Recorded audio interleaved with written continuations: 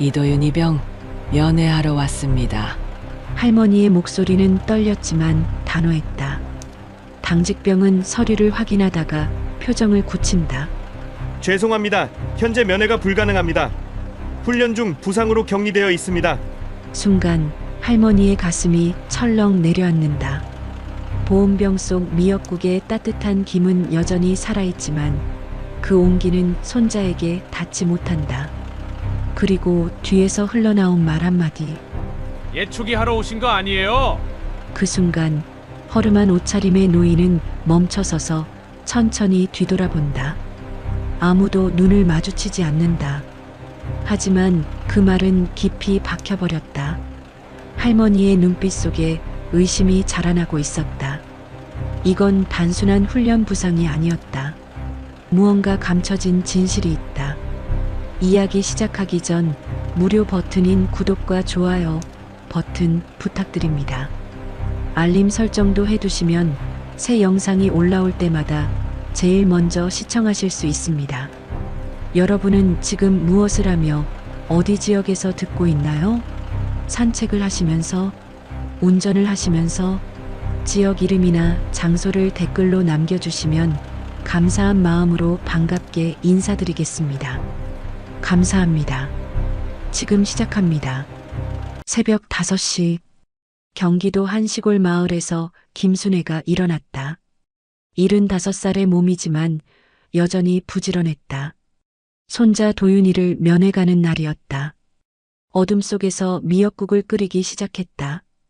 참기름에 불린 미역을 볶다가 멸치 육수를 부었다. 도윤이가 어릴 적부터 좋아했던 맛이었다. 보온병에 정성스럽게 담았다. 해가 떠오를 무렵 순애는 집을 나섰다. 검정 장화를 신었다. 진흙이 묻어도 닦기 쉬운 장화였다. 남색 몸빼 바지에 색바랜 앞치마를 둘렀다. 머리에는 낡은 손수건을 메었다. 평생 농사지으며 입던 차림이었다. 시내버스를 2번 갈아타야 부대에 갈 수 있었다. 차비만 해도 12,000원이 들었다. 순애에게는 적지 않은 돈이었다. 하지만 손자를 보러 가는 길이니 아깝지 않았다. 경기도 산자락에 자리 잡은 특전사 부대. 정문 앞에는 벌써 면회객들이 줄을 서 있었다. 젊은 어머니들과 여자친구들이 대부분이었다. 모두 깔끔한 옷차림이었다. 순애만 유독 눈에 띄었다. 장화에서 나는 소리가 찍찍거렸다. 다른 사람들이 돌아보았다. 순애는 신경 쓰지 않았다. 손자를 만나러 온 마음뿐이었다. 다음 분. 드디어 순애의 차례가 되었다. 초소한의 당직병은 20살 남짓해 보였다. 도윤이와 비슷한 또래였다. 순애는 면회 신청서를 내밀었다. 이도윤 이병 면회하러 왔습니다. 당직병이 서류를 받아 컴퓨터를 확인했다. 잠시 뭔가 이상한 표정을 지었다. 다른 간부에게 뭔가 물어보는 듯했다. 이도윤 이병이요? 죄송하지만 현재 면회가 어렵습니다. 순애의 가슴이 덜컥했다. 왜 면회가 안 되죠? 훈련 중에 부상을 당해서 의무실에 격리되어 있습니다. 규정상 면회가 제한됩니다. 훈련 중 부상. 순애의 머릿속이 하얗게 변했다. 도윤이가 다쳤다니. 얼마나 심한 부상일까? 어디를 다쳤나요? 많이 아픈가요? 그런 개인정보는 말씀드리기 어렵습니다. 당직병의 대답은 딱딱했다. 순애는 더 물어보고 싶었지만 입을 다물었다. 군대에는 규정이라는 게 있다는 걸 알고 있었다. 그럼 언제쯤 볼 수 있을까요? 완치될 때까지는 2주 정도 걸릴 것 같습니다. 2주. 너무 긴 시간이었다. 차비도 만만치 않은데 언제 다시 올 수 있을까? 이것만이라도 전해주실 수 있나요? 순애가 보온병을 내밀었다. 정성껏 끓인 미역국이 들어있었다. 죄송합니다. 격리 중인 환자에게는 외부 음식 반입이 금지되어 있습니다. 환자. 그 말을 듣는 순간 순애의 가슴이 철렁 내려앉았다. 도윤이가 환자가 될 정도로 다쳤다는 뜻이었다. 순애는 더 이상 말할 수 없었다. 보온병을 다시 품에 안고 천천히 돌아섰다. 장화 소리가 찍찍거렸다. 다른 면회객들의 시선이 따가웠다. 그때였다. 아, 정말. 초소 뒤편에서 들려온 목소리였다. 순애는 걸음을 멈췄다. 예초기하러 오신 거 아니에요? 순애가 뒤돌아보았다. 하지만 당직병은 이미 다른 일을 하고 있었다. 마치 아무 말도 하지 않은 것처럼. 예초기, 풀을 깎는 기계. 순애도 농사를 지어 잘 알고 있었다. 그런데 왜 갑자기 그런 말이 나왔을까? 순애의 허름한 차림새를 보고 한 말이었을까? 예초기를 들고 풀을 깎으러 온 것처럼 보인다는 뜻이었을까? 가슴 한쪽이 쓰라리게 아팠다. 하지만 순애는 표정을 바꾸지 않았다. 그냥 조용히 정문을 나섰다. 부대 밖은 한적했다.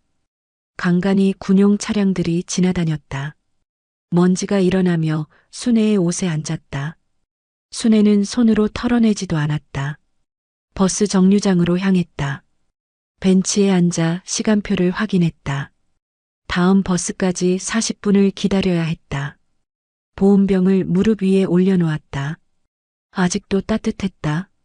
새벽부터 정성껏 끓인 미역국이었다. 이제 혼자 먹어야 할 것 같았다. 마음속으로 온갖 생각이 들끓었다. 도윤이가 정말 훈련 중에 다친 게 맞을까? 얼마나 심한 부상일까? 왜 가족에게도 연락이 없었을까? 순애는 50년 넘게 농사를 지어왔다. 그동안 별의별 일을 다 겪어봤다. 태풍도 가뭄도 병충해도 견뎌왔다. 하지만 지금처럼 답답한 건 처음이었다. 손자가 다쳤는데 볼 수도 없고 돌볼 수도 없다니. 게다가 그 젊은 병사의 시선과 말투는 뭐였을까? 마치 자신을 우습게 보는 것 같았다. 햇볕이 따가워졌다. 손수건으로 이마의 땀을 닦았다. 버스가 아직도 보이지 않았다. 그때 부대 정문 쪽에서 간부 2명이 나오는 게 보였다. 점심 식사를 하러 가는 모양이었다. 순애는 무심코 그들을 바라보았다. 오늘 아침에 할머니 한 분 면회 왔던데. 아, 그 시골 할머니? 예초기 할머니? 두 간부가 순애 쪽을 힐끗 보며 지나갔다.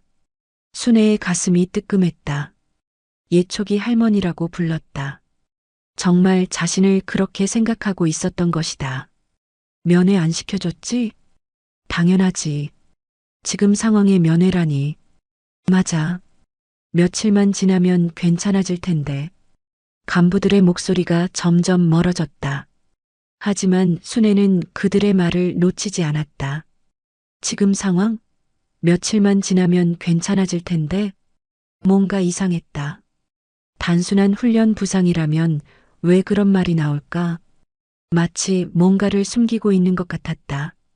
순애는 벤치에서 일어났다. 간부들이 들어간 식당을 바라보았다. 마음속에서 불안이 커져갔다. 버스가 멀리서 나타났다. 순애는 보온병을 품에 안고 버스에 올랐다.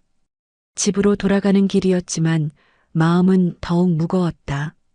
창밖으로 부대가 점점 멀어졌다. 저 안 어딘가에 있을 도윤이가 걱정되었다. 정말 훈련 부상일까? 왜 이렇게 석연치 않을까?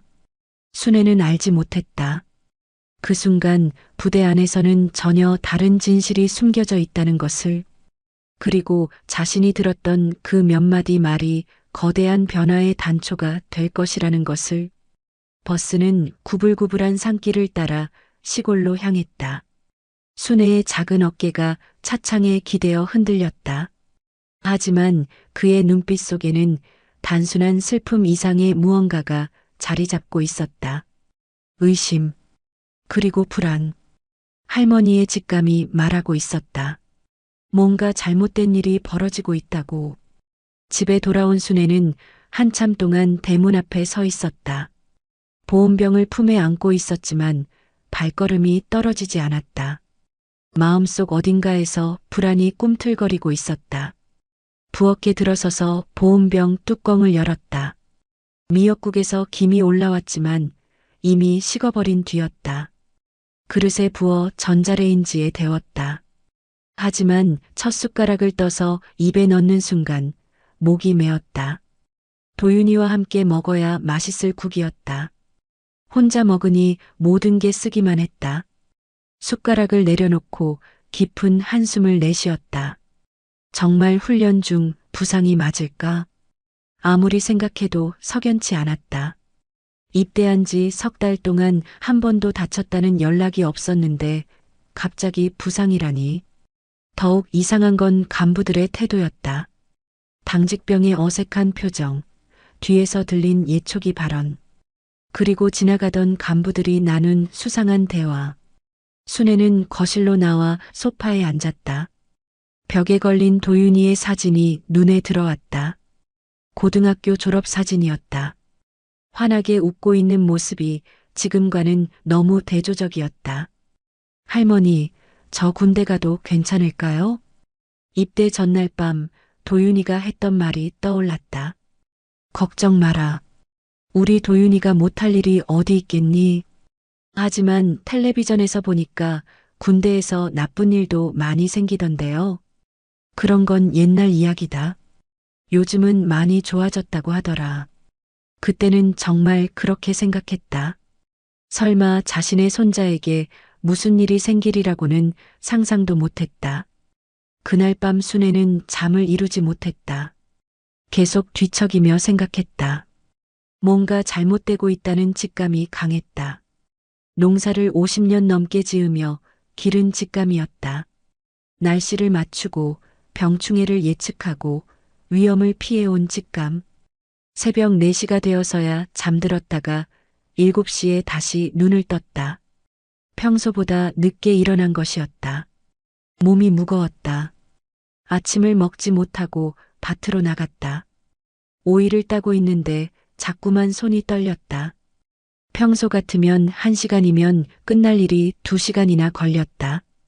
점심을 먹고 나서 결심했다. 다시 부대에 가보자. 이번에는 좀 더 자세히 알아보자. 이틀 후 아침 순애는 다시 부대로 향했다.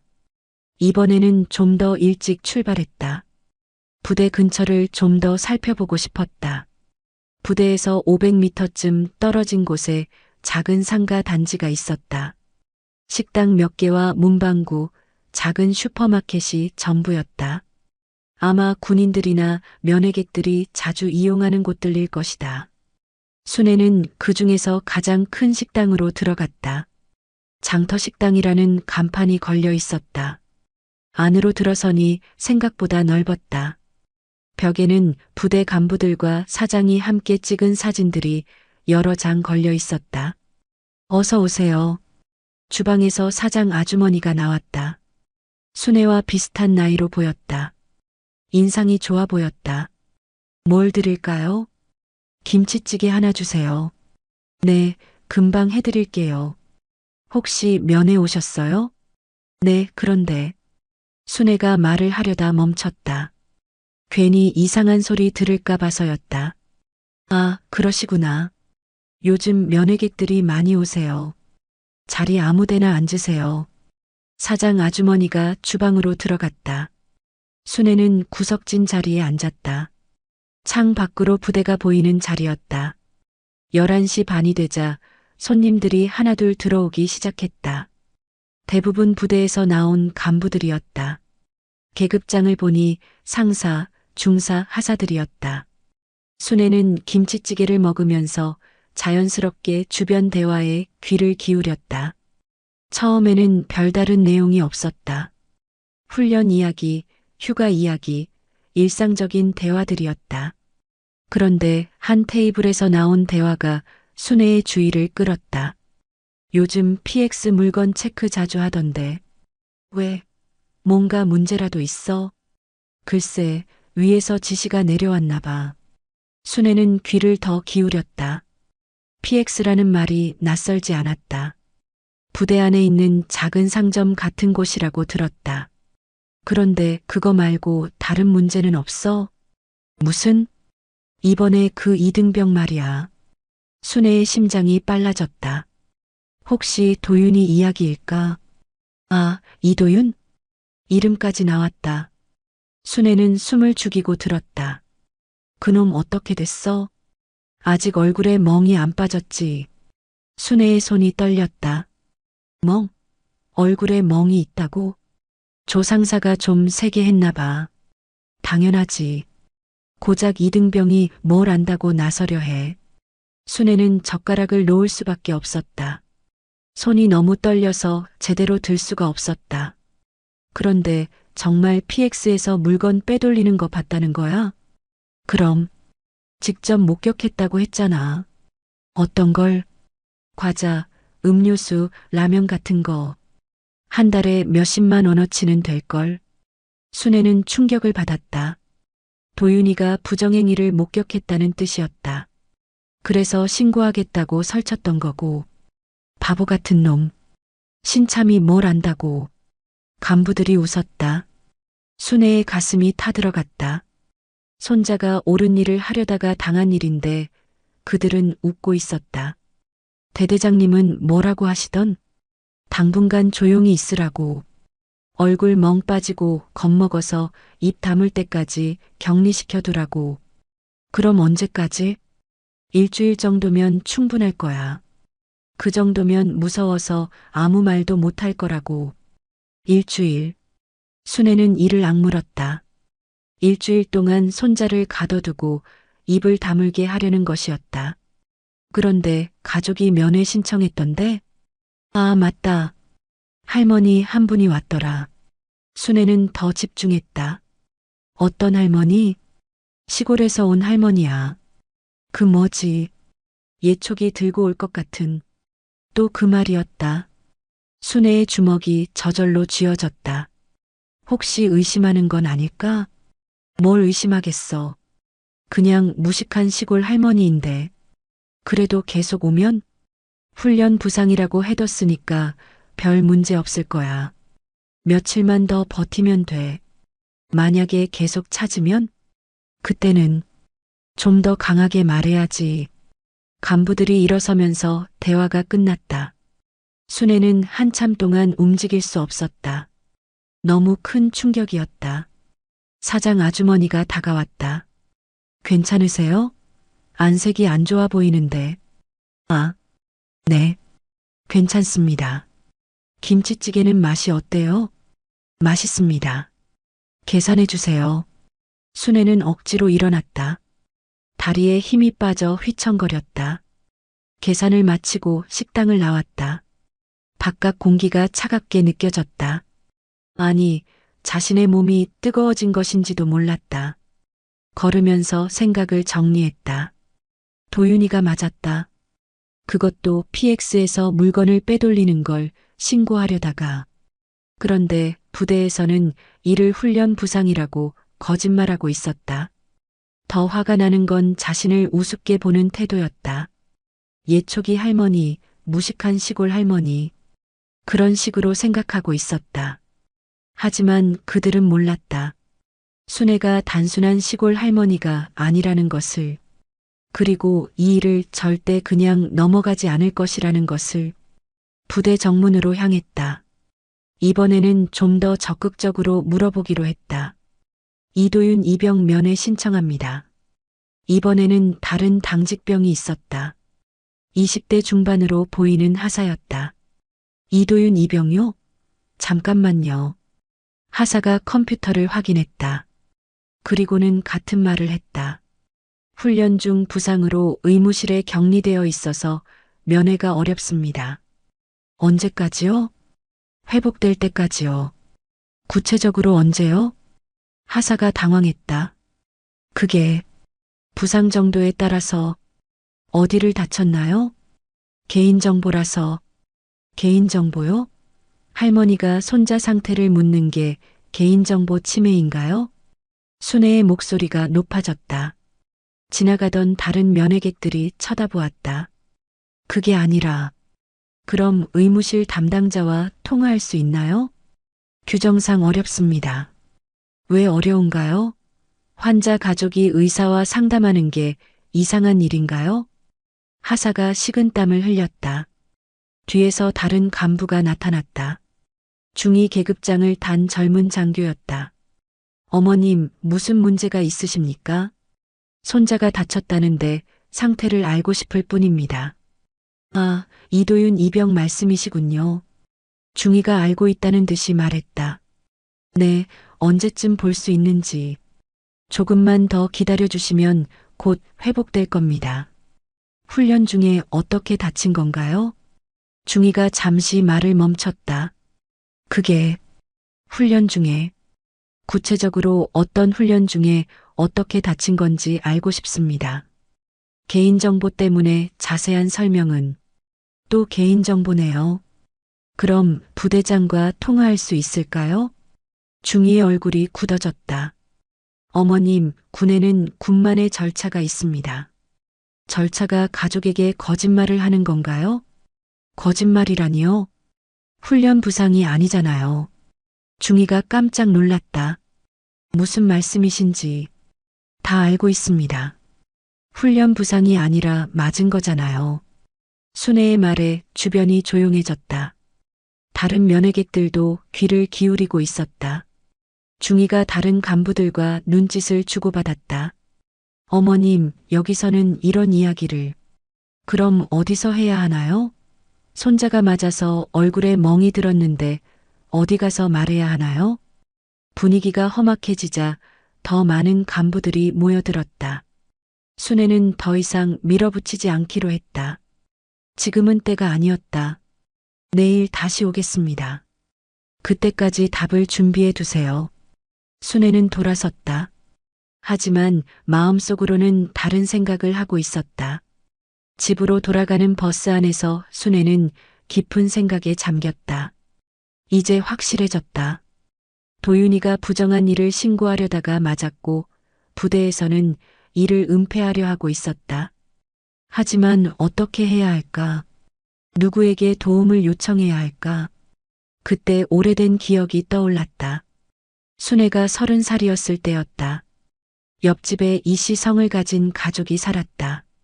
부부와 아들 하나였는데 아들이 도윤이보다 5살 많았다. 그 아이는 자주 순애의 집에 놀러 왔다. 특히 할머니가 고구마를 삶으면 언제나 달려왔다. 순애는 그 아이를 친손자처럼 예뻐했다. 할머니, 고구마 익었어요? 응, 제필아. 와서 먹어라. 이제필. 그 이름이 순애의 머릿속에 선명하게 떠올랐다. 그 아이가 중학교에 들어가면서 가족이 이사를 갔다. 그 후로는 소식이 끊어졌다. 가끔 명절 때 안부 전화가 올 뿐이었다. 그런데 몇 년 전 동네 사람들이 이런 이야기를 했다. 순애 씨 아는 제필이 그 아이 군대에서 높은 자리에 올라갔다던데? 어떤 자리? 별이 셋이나 된다고 하던데. 별 3개. 사단장이었다. 순애는 가슴이 뛰기 시작했다. 정말 그가 도와줄 수 있을까? 오래된 인연이지만 혹시 기억이나 할까? 하지만 지금 상황에서는 그가 유일한 희망일지도 몰랐다. 집에 도착한 순애는 서랍을 뒤졌다. 오래된 주소록이 있었다. 몇 페이지를 넘기다가 찾았다. 이재필. 전화번호가 적혀 있었다. 물론 예전 번호였지만 혹시 모르니까. 순애는 전화기 앞에 앉았다. 손이 떨렸다. 정말 전화를 걸어도 될까? 하지만 도윤이를 생각하면 망설일 수 없었다. 손자만의 문제가 아니었다. 다른 병사들도 똑같은 일을 당하고 있을지 몰랐다. 순애는 깊은 숨을 쉬고 수화기를 들었다. 이제 더 이상 참고 기다릴 수는 없었다. 순애는 그날 밤 한잠도 자지 못했다. 침대에 누워 천장을 바라보며 온갖 생각에 시달렸다. 도윤이가 맞았다는 사실, 그리고 그것을 훈련 부상이라고 거짓말하는 부대의 태도. 새벽 5시가 되어서야 침대에서 일어났다. 몸은 무거웠지만 마음은 더 무거웠다. 부엌으로 나가 물을 한 잔 마셨다. 목이 말라 있었다. 창밖을 보니 동이 트고 있었다. 평소 같으면 밭으로 나갈 시간이었지만 오늘은 다른 일정이 있었다. 다시 부대로 가야 했다. 이번에는 반드시 도윤이를 만나야 했다. 아침을 먹지 못하고 옷을 갈아입었다. 어제와 같은 옷이었다. 장화와 몸빼 바지, 색바랜 앞치마. 거울을 보니 하루 만에 더 늙어 보였다. 보온병에 미역국을 다시 끓여 담았다. 어제 만든 것보다 더 정성스럽게 끓였다. 혹시라도 도윤이에게 줄 수 있을까 하는 마음에서였다. 버스를 2번 갈아타고 부대에 도착했다. 정문 앞에는 벌써 면회객들이 줄을 서 있었다. 순애도 그 뒤에 섰다. 앞에 선 젊은 여성이 돌아보며 말을 걸었다. 면회 오셨어요? 네. 저는 남자친구 보러 왔어요. 어머님은 아드님? 손자요. 아, 그러시구나. 군대에 있으면 정말 보고 싶죠. 순애는 고개만 끄덕였다. 말을 더 하고 싶지 않았다. 지금 상황에서는 다른 사람의 행복한 면회 이야기를 듣기가 힘들었다. 다음 분. 드디어 순애의 차례가 되었다. 어제와 같은 당직병이었다. 순애를 보자 표정이 약간 굳어졌다. 이도윤 이병 면회 신청합니다. 어머님, 어제 말씀드린 것처럼 오늘은 꼭 봐야 합니다. 순애의 목소리에 단호함이 있었다. 당직병이 당황했다. 그게 아직 회복이 안 됐다면 더더욱 가족이 봐야 하는 거 아닌가요? 뒤에서 다른 간부가 나타났다. 어제 봤던 중이었다. 어머님, 어제도 말씀드렸지만 어제 말씀은 거짓말이었잖아요. 중이의 얼굴이 굳어졌다. 무슨 말씀이신지. 훈련 부상이 아니라고 했잖아요. 맞은 거라고. 주변 면회객들이 웅성거리기 시작했다. 중이가 난처해했다. 여기서 이런 이야기는 그럼 어디서 해야 하나요? 손자를 볼 수도 없고 진실을 말할 곳도 없다면 어떻게 하란 말입니까? 순애의 목소리가 점점 커졌다. 더 많은 사람들이 모여들었다. 중이가 다른 간부와 눈짓을 주고받았다. 그리고는 결정을 내린 듯 말했다. 잠깐만 기다려 보세요. 확인해 보겠습니다. 중이가 초소 안으로 들어가서 전화를 걸었다. 한참 통화를 한 후 나왔다. 10분 정도만 면회가 가능할 것 같습니다. 순애는 깜짝 놀랐다. 드디어 도윤이를 볼 수 있다는 뜻이었다. 정말인가요? 네, 하지만 시간이 제한되니까 양해 부탁드립니다. 순애는 가슴이 뛰었다. 기다린 보람이 있었다. 하지만 한편으로는 불안했다. 도윤이가 정말 어떤 상태일까? 면회실로 안내되었다. 작은 방이었다. 테이블 하나와 의자 2개가 전부였다. 창문은 있었지만 창살이 쳐져 있었다. 10분 정도 기다렸을까? 문이 열리며 도윤이가 들어왔다. 순애는 숨이 멎을 뻔했다. 도윤이의 왼쪽 눈 주위가 시퍼렇게 멍들어 있었다. 입술도 부어 있었고 목에도 붉은 자국이 있었다. 손을 보니 손등에 상처가 나 있었다. 할머니. 도윤이의 목소리는 평소보다 작았다. 순애를 보자 눈물이 글썽거렸다. 도윤아. 순애도 목이 메었다. 손자의 이런 모습을 보니 가슴이 찢어지는 것 같았다. 할머니, 왜 오셨어요? 손자 보고 싶어서 왔지. 순애는 억지로 웃으며 말했다. 하지만 눈물이 나려고 했다. 얼굴이 왜 그래? 그게 훈련 중에 도윤이가 말을 흐렸다. 순애는 더 이상 참을 수 없었다. 훈련 중이 아니지? 맞은 거지? 도윤이가 깜짝 놀라며 할머니를 바라보았다. 할머니가 어떻게 다 알고 있다. PX에서 물건 빼돌리는 거 봤다며? 그래서 신고하려다가 맞은 거지? 도윤이의 얼굴이 하얗게 변했다. 할머니, 그런 말씀하시면 안 돼요. 왜? 사실인데 왜 말하면 안 돼? 여기서 그런 이야기하면 저 더 힘들어져요. 도윤이가 주변을 둘러보며 말했다. 혹시 누가 듣고 있을까봐 걱정하는 것 같았다.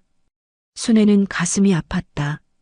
손자가 진실을 말하는 것조차 무서워하고 있었다. 도윤아, 할머니가 지켜줄 테니까 정확히 말해봐. 할머니, 정말 그냥 가주세요. 도윤이의 목소리에 간절함이 있었다. 내가 참을 테니까 그냥 돌아가 주세요. 참으면 해결되니? 시간이 지나면 괜찮아질 거예요. 시간이 지나도 안 괜찮아진다. 이런 일은 숨기면 더 커져. 순애는 의자를 당겨 도윤이 가까이로 다가갔다. 할머니가 어릴 적부터 너를 키우면서 뭘 가르쳤나? 바르게 살라고 하셨어요. 그럼 바른 일을 한 거 아니냐? 하지만이 뭐 있어? 잘못된 걸 보고 신고한 게 잘못이니? 도윤이가 고개를 숙였다. 그 조상민 상사라는 사람이 너를 때렸나? 도윤이가 깜짝 놀랐다. 할머니가 어떻게 그 이름까지? 대답해. 그 사람이 때린 거야? 도윤이가 한참 망설이다가 고개를 끄덕였다. 왜 때렸는데? PX에서 물건을 빼내는 걸 봤거든요. 어떤 물건들? 과자, 음료수, 컵라면. 매일 조금씩. 그래서 신고하겠다고 했어요. 그건 잘못된 일이라고. 그랬더니 처음에는 경고만 했어요. 신참이 나서지 말라고. 그 다음엔 그래도 신고하겠다고 했더니 그날 밤에 창고로 불러내서 도윤이의 목소리가 떨렸다. 뭐라고 하면서 때렸나? 입 다물고 있으라고. 괜히 나서다가 큰일 난다고. 순애의 주먹이 쥐어졌다. 분노가 치솟았다. 그래서 너는 어떻게 했어? 처음에는 신고하겠다고 했어요. 하지만 더 세게 맞을까봐. 무서워서. 도윤이가 눈물을 흘렸다. 할머니, 저 겁쟁이에요. 바른 일을 하겠다고 해놓고 무서워서 포기했어요. 순애의 가슴이 아팠다. 20살 청년이 감당하기에는 너무 무거운 일이었다. 겁쟁이가 아니야. 용감한 거야. 뭐가 용감해요? 맞는 게 무서워서 포기했는데 잘못된 걸 보고 신고하려 한 게 용감한 거야. 순애가 도윤이의 손을 잡았다. 그리고 지금도 용감해. 무슨? 할머니한테 진실을 말한 거. 도윤이가 고개를 들었다. 할머니, 하지만 이제 와서 뭘 할 수 있어요? 이미 엎질러진 물인데. 엎질러진 물이 아니야. 아직 흐르고 있는 물이야. 무슨 뜻이에요? 지금도 다른 병사들이 똑같은 일을 당하고 있을 거야. 도윤이의 표정이 어두워졌다. 저만 당하는 게 아니라는 뜻이에요? 그럼 PX 물건을 계속 빼내고 있을 텐데 다른 사람이 보면 또 똑같이 당할 거야. 그럼 어떻게 해야 해요? 진실을 밝혀야지. 하지만 할머니 혼자서 어떻게? 순애는 잠시 망설였다. 이재필 이야기를 해야 할까? 할머니한테 아는 사람이 있어. 누구요? 너무 오래된 인연이라 기억할지 모르겠지만 그때 문이 열렸다. 중이가 들어왔다. 면회 시간이 다 됐습니다. 조금만 더. 죄송합니다. 규정상 더는 어렵습니다. 순애는 일어설 수밖에 없었다. 하지만 도윤이에게 마지막 말을 하고 싶었다. 도윤아, 할머니 믿어. 할머니, 며칠만 기다려. 반드시 해결해 줄 테니까. 하지만 위험해요. 할머니가 괜히 나서시면. 괜히가 아니야. 당연한 거야. 순애가 보온병을 내밀었다. 이거라도 받아. 외부 음식은 반입 금지입니다. 중이가 막아섰다. 음식이 아니라 할머니 마음이에요. 그래도 규정상? 그럼 나중에 주겠습니다. 순애는 보온병을 다시 품에 안았다. 도윤아, 할머니가 꼭 해결해 줄게. 할머니, 정말 조심하세요. 도윤이의 목소리에 걱정이 가득했다. 너도 조심해. 그리고 절대 포기하지 마. 순애가 문을 나서려는데 도윤이가 불렀다. 할머니. 응? 사랑해요. 순애의 눈에 눈물이 글썽거렸다. 할머니도 사랑해. 면회실을 나와 부대 정문까지 걸으면서 순애의 마음은 더욱 단단해졌다. 도윤이의 상처를 직접 본 지금 더 이상 망설일 수 없었다. 부대를 나와 버스 정류장으로 향했다. 이제 정말로 이재필에게 전화를 걸 때가 됐다. 집에 도착하자마자 순애는 전화기 앞에 앉았다. 오래된 전화번호부를 꺼내 이재필의 번호를 찾았다. 손이 떨렸다. 하지만 도윤이의 멍든 얼굴을 떠올리니 주저할 이유가 없었다. 수화기를 들고 번호를 눌렀다. 신호음이 울렸다. 한 번, 두 번, 세 번. 여보세요. 낯선 목소리였다. 이재필 씨 계신가요? 누구시죠? 김순애라고 합니다. 옛날에 이웃에 살았던. 잠깐만요. 전화가 잠시 끊겼다가 다시 연결됐다. 할머니? 익숙한 목소리였다. 오랜 세월이 지났지만 여전히 알아볼 수 있는 목소리. 재필아, 나 순애다. 할머니, 정말 오랜만이에요. 어떻게 지내셨어요? 재필아, 할머니가 부탁이 있어서 전화했다. 무슨 부탁이세요? 순애는 깊은 숨을 쉬었다. 내 손자가 군에서 죽어가고 있다. 제사장 마이너스 권력의 벽. 내 손자가 군에서 죽어가고 있다. 전화선 너머로 침묵이 흘렀다.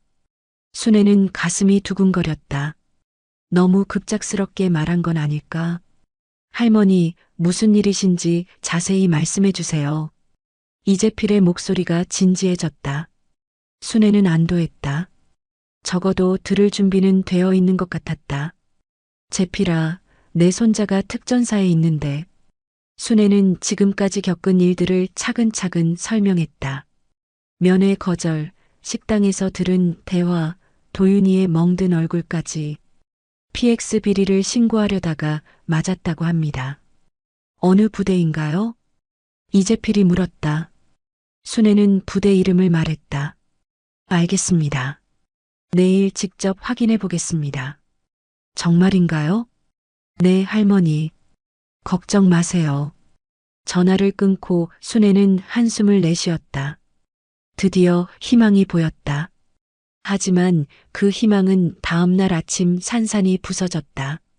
순애가 부대에 도착했을 때 분위기가 어딘가 달랐다. 간부들의 표정이 더 굳어 있었다. 그리고 당직병은 순애를 보자마자 말했다. 어머님, 오늘은 면회가 절대 불가능합니다. 왜요? 부대 사정상 외부인 출입이 통제됩니다. 순애는 이상했다. 어제까지만 해도 다른 면회객들은 들어갔는데 다른 분들은 면회하시던데요? 그분들은 미리 승인받은 분들입니다. 거짓말이었다. 순애는 확신했다. 그럼 언제 가능한가요? 한동안은 어려울 것 같습니다. 당직병의 대답이 모호했다. 순애는 더 물어보려 했지만 뒤에서 중이가 나타났다. 어머님, 잠시 이야기 좀 할 수 있을까요? 중이의 표정이 어제와 달랐다. 더 단호하고 냉정했다. 무슨 이야기요? 저쪽으로 오시죠. 중이가 부대 옆쪽 건물을 가리켰다. 순애는 따라갔다. 작은 회의실 같은 곳이었다. 중이가 문을 닫고 앉으라고 했다. 어머님, 어제 누구한테 전화하셨죠? 순애는 깜짝 놀랐다.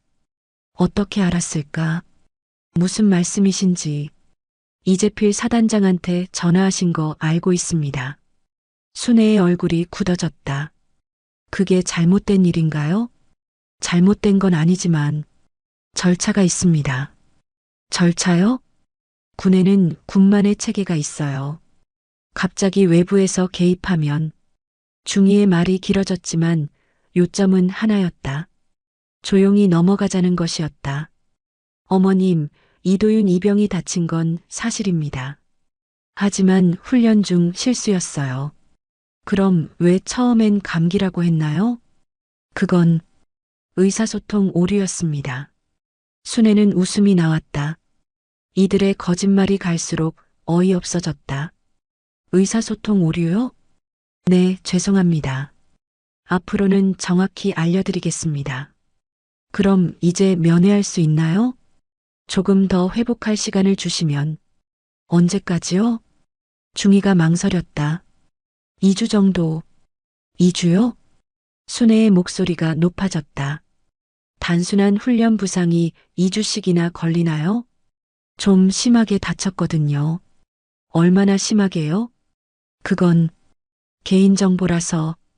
또 개인정보였다. 순애는 화가 났다. 조상민 상사가 때린 거죠? 중이의 표정이 변했다. 어머님, 그런 말씀은 사실이잖아요.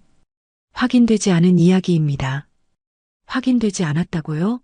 내 손자 얼굴에 멍이 있는데 훈련 중에 다친 겁니다. 중이가 단호하게 말했다. 순애는 더 이상 대화해봐야 소용없다는 걸 알았다. 알겠습니다. 순애가 일어섰다.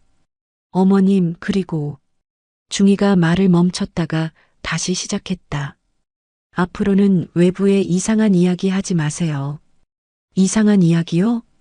근거 없는 추측이나 그런 것들 말입니다. 순애는 중이를 똑바로 바라보았다. 근거 없는 추측이 아니라 사실입니다. 사실이 아닙니다. 그럼 조사해 보세요. 조사는 이미 끝났습니다. 언제요? 어젯밤에. 순애는 어이가 없었다. 하루 만에 조사가 끝났다고? 하루 만에 조사가 끝나나요? 간단한 사안이었거든요. 간단한 사안이요? 네, 훈련 중 실수로 결론이 났습니다. 순애는 더 이상 말하고 싶지 않았다. 이들과 대화하는 것 자체가 시간 낭비였다. 그럼 이제 가보겠습니다. 어머님, 꼭 기억해 주세요. 중이가 마지막으로 말했다. 외부에 이상한 소문 내면 안 됩니다. 부대 명예에도 안 좋고 이도윤 이병한테도 안 좋아요. 위협이었다. 순애는 분명히 느꼈다. 알겠습니다. 순애는 대답했지만 마음속으로는 다른 생각을 하고 있었다. 회의실을 나와 부대를 빠져나왔다. 걸으면서 생각했다. 이재필이 정말 도와줄까? 아니면 이들처럼 적당히 무마하려 할까? 집에 돌아와서도 마음이 불안했다. 오후가 되어서야 전화가 왔다. 할머니, 이재필입니다. 재필아, 어떻게 됐니? 부대에 연락해봤습니다. 순애는 긴장했다. 그래서 훈련 중 실수로 다쳤다고 하네요. 순애의 가슴이 철렁했다. 그게 사실이라고 생각하니? 글쎄요. 부대에서는 그렇게 보고했거든요. 재필아, 내가 거짓말하는 것 같니? 전화선 너머로 침묵이 흘렀다. 할머니, 그런 게 아니라. 그럼 뭐야? 절차상 문제가 있어서요. 절차? 또 그 말이었다. 무슨 절차? 군에는 체계가 있거든요. 갑자기 위에서 개입하면. 순애는 실망했다. 이재필도 결국 다른 군인들과 같았다. 재필아, 내가 너를 어릴 적부터 키운 것 같이 봤는데. 할머니, 그때 내가 배고프다고 할 때마다 고구마 삶아줬던 거 기억나니? 기억해요. 그럼 지금 내가 도움 청할 때도 도와줘야 하는 거 아니니? 이재필이 한참 말이 없다가 대답했다. 할머니, 제가 직접 가보겠습니다. 정말이니? 네, 내일 부대에 가보겠어요. 고맙다, 재필아. 전화를 끊고 순애는 안도했다. 그래도 이재필은 달랐다. 하지만 그 안도감도 잠깐이었다. 다음 날 저녁 이재필에게서 다시 전화가 왔다. 할머니, 부대에 다녀왔습니다. 어떻게 됐니? 직접 이도윤 이병을 만나봤어요. 그래서 별다른 문제는 없어 보이더라고요. 순애는 놀랐다. 멍은 어떻게 됐고? 거의 빠졌던데요. 그럼 이제 면회할 수 있나? 내일부터 가능할 거예요. 순애는 기뻤다. 드디어 도윤이를 다시 볼 수 있었다. 고마워, 제필아. 할머니, 그런데 이재필의 목소리가 조심스러워졌다. 앞으로는 이런 일로 연락하지 말아주세요. 순애는 당황했다. 무슨 뜻이야? 저도 제 위치가 있거든요. 개인적인 관계로 공식 업무에 개입하면 공식 업무가 아니라 내 손자 일이잖아. 그래도 절차상 문제가 될 수 있어요. 순애는 실망했다. 결국 이재필도 자기 자리가 더 소중했다. 알겠다. 할머니, 이해해 주세요. 이해한다. 전화를 끊고 순애는 한참 앉아 있었다. 결국 혼자였다. 아무도 진정으로 도와주지 않았다.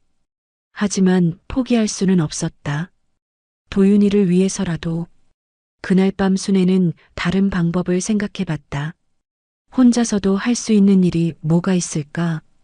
그때 텔레비전에서 뉴스가 나왔다. 군대 내 가혹행위에 대한 보도였다. 기자가 나와서 설명하고 있었다. 최근 군 간부의 가혹행위가 사회 문제로 대두되고 있습니다.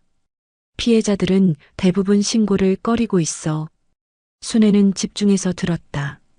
화면에 전화번호가 나왔다. 군 감찰 신고센터였다. 순애는 종이에 번호를 적었다. 이재필이 도와주지 않는다면 다른 방법을 찾아야 했다. 내일은 다시 부대에 가서 도윤이를 만나보자. 그리고 정확한 상황을 파악한 다음 신고센터에 전화해보자. 순애는 마음을 다잡았다. 아무도 도와주지 않아도 포기하지 않겠다는 결심을. 하지만 순애는 몰랐다. 이미 부대에서는 다른 계획을 세우고 있다는 것을. 그리고 내일 도윤이를 만났을 때 또 다른 충격이 기다리고 있다는 것을. 그날 밤 순애는 잠들 수 없었다. 침대에 누워 천장을 바라보며 생각했다. 이재필까지 등을 돌렸다. 믿었던 사람이 결국 실망을 안겨줬다. 하지만 포기할 수는 없었다. 도윤이가 기다리고 있었다. 새벽 5시에 일어나 부엌으로 나갔다. 미역국을 다시 끓이기 시작했다. 이번에는 더 정성을 들였다. 도윤이가 어릴 적부터 좋아했던 맛으로 끓이려고 애썼다. 멸치 육수를 우리고 참기름에 미역을 볶아가며 정성껏 끓인 국이었다. 아침을 먹지 못하고 서둘러 집을 나섰다. 오늘은 도윤이를 꼭 만나야 했다. 그리고 정확한 진실을 들어야 했다. 부대에 도착하니 분위기가 어제와 달랐다. 간부들의 표정이 밝아 보였다. 마치 큰 문제가 해결된 것처럼 여유로워 보였다. 이도윤 이병 면회 신청합니다. 당직병이 컴퓨터를 확인하더니 의외로 쉽게 고개를 끄덕였다. 네, 가능합니다. 순애는 깜짝 놀랐다. 어제까지만 해도 안 된다고 했는데 뭔가 달라진 게 있었다. 면회실로 안내받아 기다렸다. 10분 후 문이 열리며 도윤이가 들어왔다. 순애는 깜짝 놀랐다. 도윤이의 얼굴에서 멍이 거의 사라져 있었다. 입술에 부기도 빠져 있었고 목에 붉은 자국도 보이지 않았다. 할머니. 도윤이가 환하게 웃으며 인사했다. 어제와는 전혀 다른 모습이었다. 마치 다른 사람 같았다. 도윤아, 얼굴이 많이 나아졌네. 네, 이제 완전히 괜찮아요. 순애는 의심스러웠다. 하루 만에 이렇게 나을 수 있을까? 자세히 보니 도윤이의 얼굴에 화장품을 바른 흔적이 보였다. 아주 연한 파운데이션 같은 것이었다. 할머니, 제가 어제 할머니께 이상한 말 했죠? 이상한 말?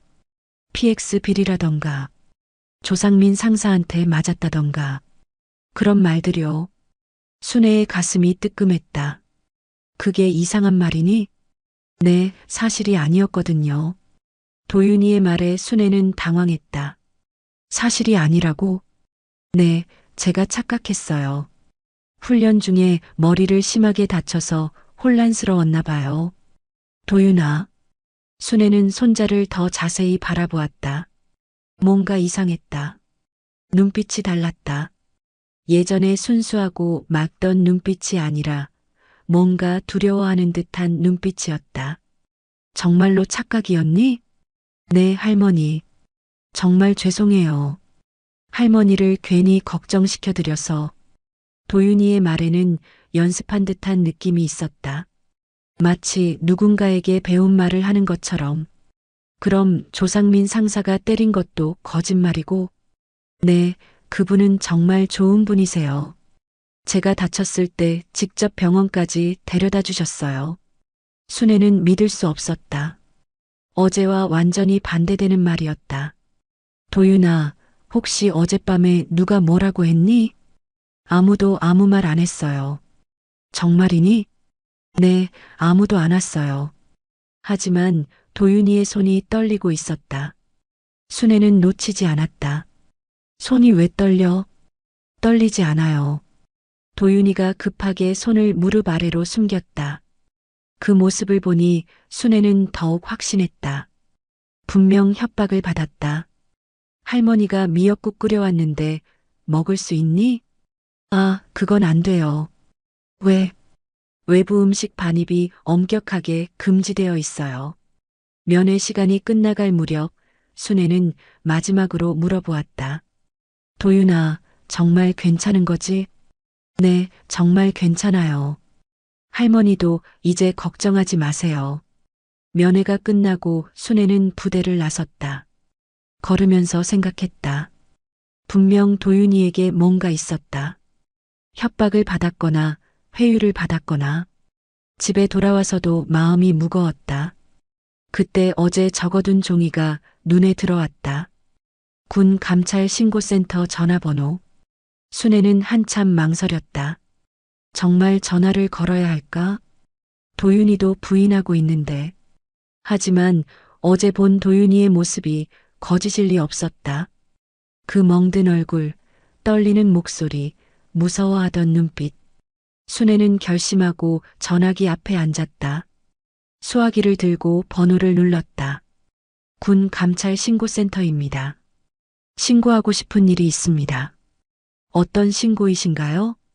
손자가 군대에서 폭행을 당했어요.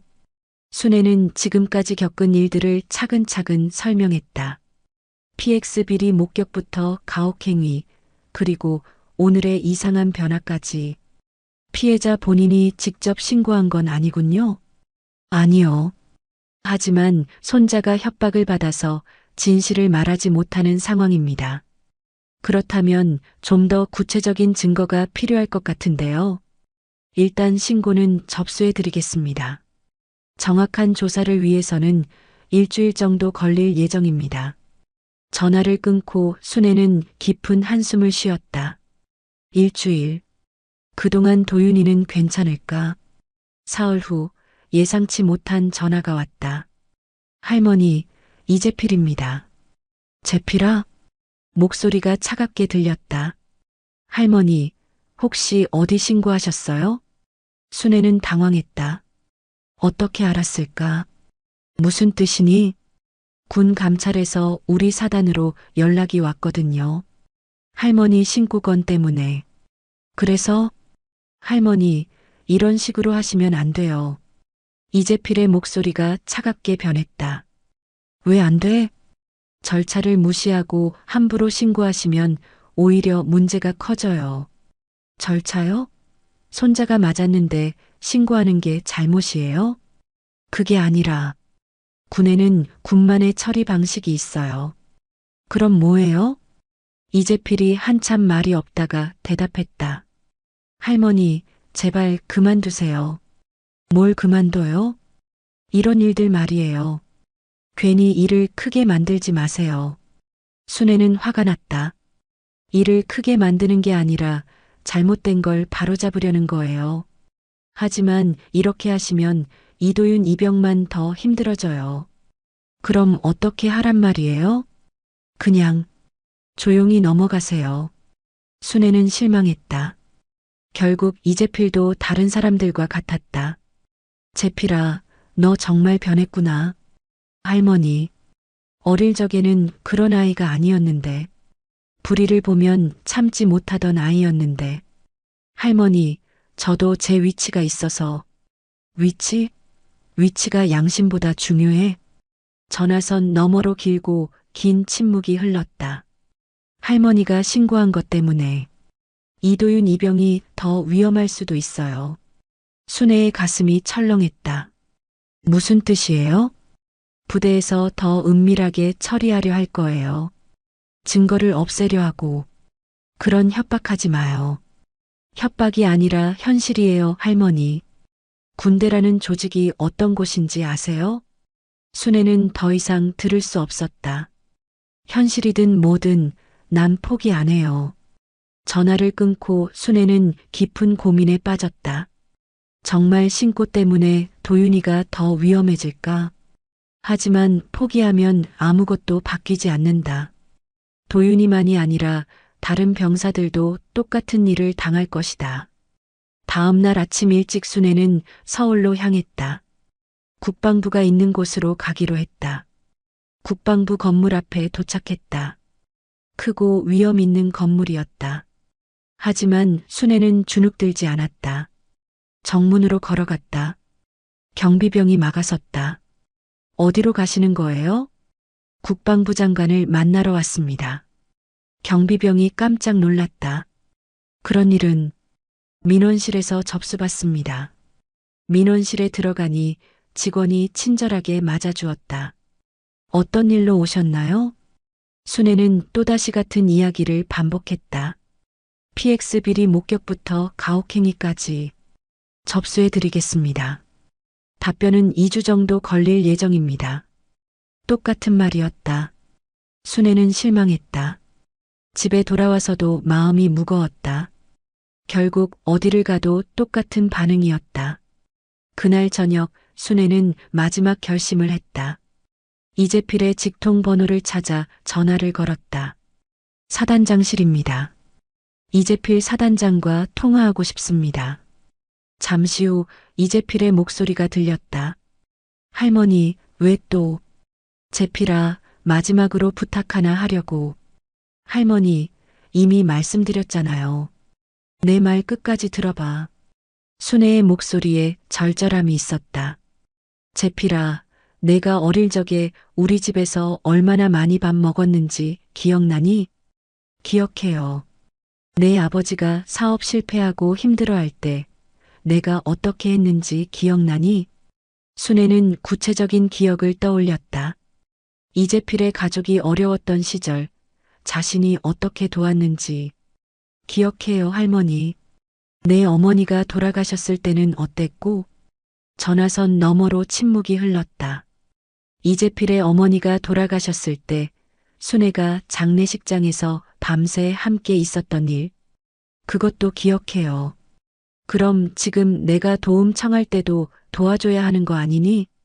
할머니, 하지만은 없어. 내가 지금 내 손자를 구할 수 있는 유일한 사람이야. 이재필이 한참 생각하다가 말했다. 할머니, 정말 마지막이에요. 그래. 내일 제가 직접 그 부대에 가보겠습니다. 순애는 가슴이 뛰었다. 정말이니? 네, 하지만 조건이 있어요. 무슨 조건?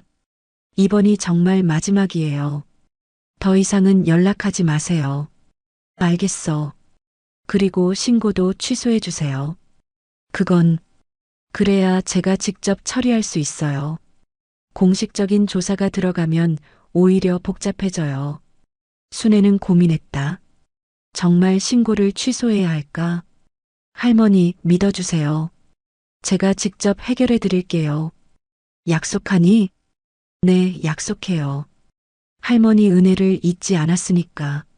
순애는 결심했다. 마지막으로 이재필을 믿어보자. 알겠어. 신고 취소할게. 고맙습니다, 할머니. 전화를 끊고 순애는 깊은 숨을 내쉬었다. 정말 이번이 마지막 기회였다. 내일이면 모든 것이 결정될 것이다. 다음 날 새벽 순애는 잠에서 깼다. 시계를 보니 5시였다. 평소보다 일찍 일어난 것이었다. 마음이 불안해서 더 잠들 수 없었다.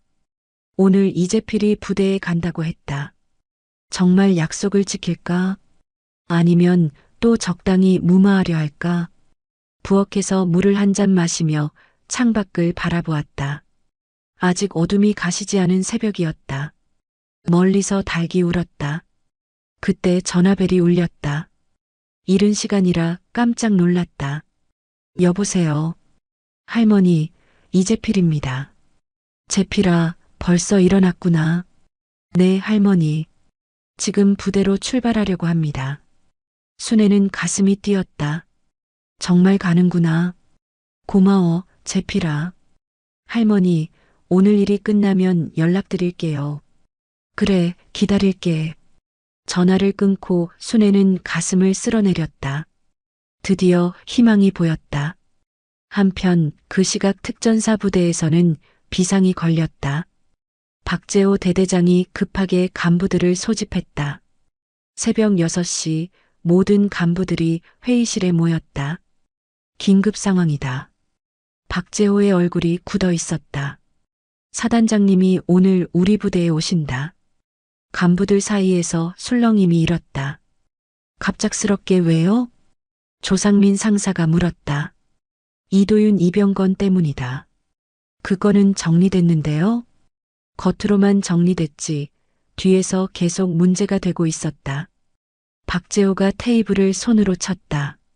그 할머니가 계속 문제를 일으키고 있어. 할머니가요?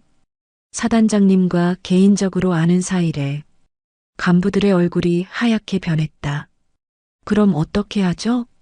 일단 모든 증거를 없애야 한다. 박재호가 단호하게 말했다.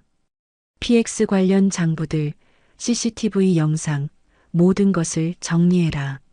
하지만 사단장님이 직접 오시면 그래도 증거가 없으면 어쩔 수 없잖아. 윤하영 중위가 조심스럽게 말했다. 대대장님, 이렇게 하는 게 맞을까요? 지금 시점에서 다른 방법이 있나? 박재호가 날카롭게 쳐다보았다. 중위도 연루되어 있는 거 알고 있지? 윤하영의 얼굴이 굳어졌다. 자신도 PX 비리를 알고도 신고하지 않았던 것이 약점이었다. 알겠습니다. 조 상사는 당분간 외박 나가 있어. 네. 사단장님이 오시는 동안 부대에 있으면 안 돼. 조상민이 당황했다. 하지만 그럼 더 의심받는 거 아닌가요? 지금은 시간을 벌어야 해. 나중에 핑계 대면 되고. 박재호가 시계를 보았다. 사단장님이 10시에 오신다. 그때까지 모든 걸 정리해라. 간부들이 급하게 움직이기 시작했다. 한편 이도윤은 생활관에서 불안에 떨고 있었다. 어젯밤 조상민 상사가 와서 한 말이 계속 머릿속을 맴돌았다. 이도윤, 내 할머니가 문제를 일으키고 있어. 무슨 말씀이신지. 사단장한테까지 연락했다고? 내가 뭔가 말했나? 아니요, 저는 아무 말도. 그럼 내 할머니가 어떻게 알았겠어? 조상민의 목소리가 위협적이었다. 앞으로 누가 뭘 물어봐도 훈련 중 부상이라고 해. 알겠나? 네. 만약 다른 말하면 너뿐 아니라 내 할머니도 위험해질 수 있어. 그 말이 가장 무서웠다. 자신은 어떻게 되어도 좋지만 할머니까지 위험해질까봐. 이도윤은 침대에 누워 천장을 바라보며 생각했다. 어떻게 해야 할까? 오전 9시 부대에는 긴장감이 돌았다. 사단장이 오기 1시간 전이었다. 박재호 대대장은 마지막 점검을 하고 있었다. PX 장부는 모두 새로 작성했습니다. CCTV는 해당 날짜 영상은 삭제했습니다. 조상사는 외박 나갔습니다. 박재호가 고개를 끄덕였다. 이제 버틸 수 있을 것 같았다. 그런데 그때였다. 대대장님, 당직병이 급하게 뛰어왔다. 사단장님 차량이 보입니다. 박재호가 시계를 보았다. 아직 9시 30분이었다. 예정보다 30분 일찍 온 것이었다. 뭐? 간부들이 당황했다. 아직 정리가 다 끝나지 않았는데. 대대장님, 어떻게 하죠? 일단 맞으러 나가자. 부대 정문 앞으로 검은색 승용차가 들어왔다. 번호판에 별 3개가 새겨진 사단장 전용차였다. 차에서 내린 이재필 사단장은 말없이 부대 안을 둘러보았다. 그의 표정은 차갑고 단호했다.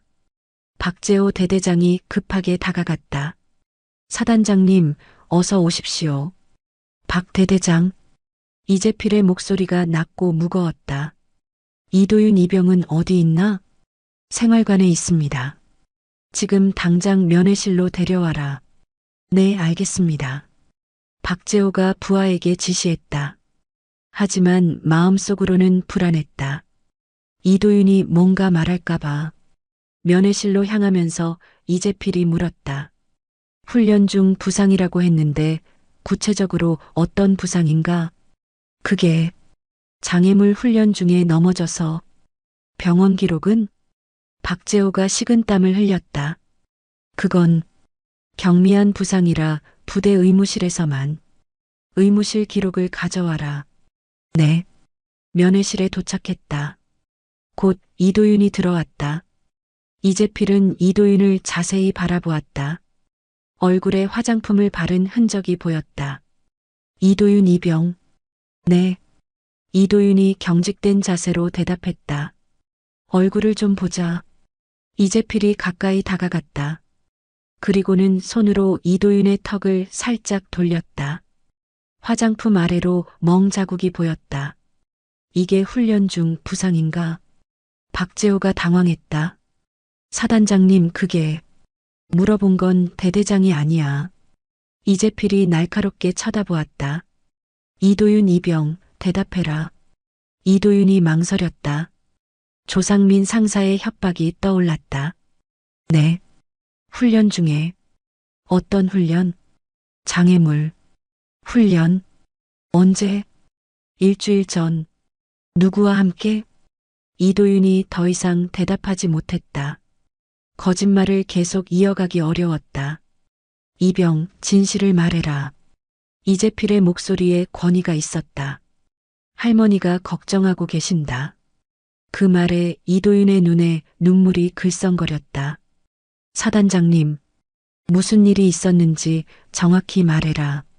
이도윤이 박재호를 힐끗 쳐다보았다. 박재호가 눈짓으로 경고했다. 하지만 이재필이 그것을 놓치지 않았다. 박 대대장, 나가 있어라. 네. 나가서 대기하고 있어. 박재호가 할 수 없이 나갔다. 면회실에 이재필과 이도윤만 남았다. 이제 말해봐라. 이재필의 목소리가 부드러워졌다. 사단장님, 저는. 이도윤이 망설였다. 할머니 얘기를 들었다. 내가 옳은 일을 하려다가 다친 거라고. 사단장님, PX에서 물건 빼돌리는 걸 봤다며? 이도윤이 깜짝 놀랐다. 할머니가 어디까지 말했을까? 어떻게 아세요? 할머니가 모든 걸 말씀하셨다. 할머니가. 이도윤의 눈에서 눈물이 떨어졌다. 조상민 상사가 때린 거 맞지? 이도윤이 고개를 끄덕였다. 언제부터? 일주일 전부터. 왜? PX에서 과자랑 음료수를 빼내는 걸 봤어요. 그래서 신고하겠다고 했어요. 그랬더니 처음에는 경고만 했어요. 신참이 나서지 말라고. 이도윤이 떨리는 목소리로 계속했다. 그래도 신고하겠다고 했더니 그날 밤에 창고로 불러내서 뭐라고 하며 때렸나? 입 다물고 있으라고. 괜히 나서다가 큰일 난다고. 대대장은 알고 있었나? 네.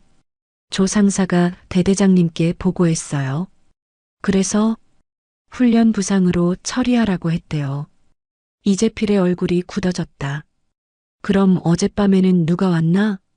조 상사가 와서 할머니 얘기를 했어요. 뭐라고?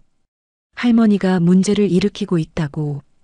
다른 말하면 할머니도 위험해질 수 있다고. 이재필이 주먹을 쥐었다. 분노가 치솟았다. 이병, 이제 걱정하지 마라. 사단장님, 할머니도 안전하고 너도 보호받을 거다. 이도윤이 안도하는 표정을 지었다. 그리고 앞으로는 진실을 말해라. 거짓말할 필요 없다. 네, 사단장님.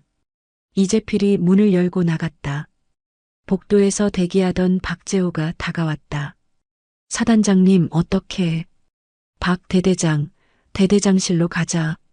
이재필의 목소리가 차갑게 변했다. 대대장실에 들어서자 이재필이 문을 닫았다. 앉아. 박재호가 자리에 앉았다. 조상민 상사는 어디 있나?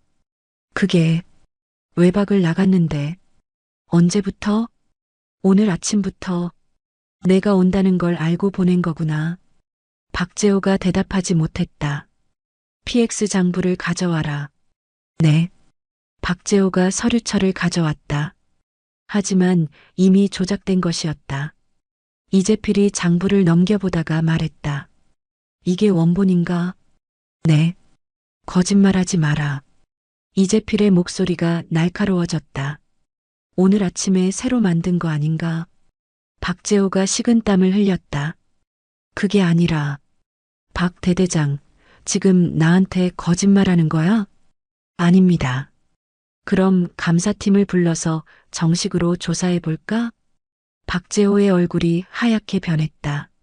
사단장님, 아니면 진실을 말할 거야? 박재호가 한참 망설이다가 고개를 숙였다. 죄송합니다. 뭐가 죄송해? PX 물품을 일부 빼돌렸습니다. 얼마나? 한 달에 50만 원 정도. 조상민 상사랑 나눠 가졌나? 네. 얼마나 오래? 6개월 정도. 이재필이 계산했다. 총 300만 원 정도였다. 그걸 이도윤 이병이 받고? 네. 신고하려고 해서 때린 거고? 그게 조 상사가 혼자. 대대장은 몰랐다는 거야? 박재호가 대답하지 못했다. 거짓말이 들통날 게 뻔했다. 박 대대장, 지금까지 거짓말만 했는데 이제 와서 진실을 말하겠어? 사단장님, 제가 잘못했습니다. 뭘 잘못했는지 정확히 말해봐.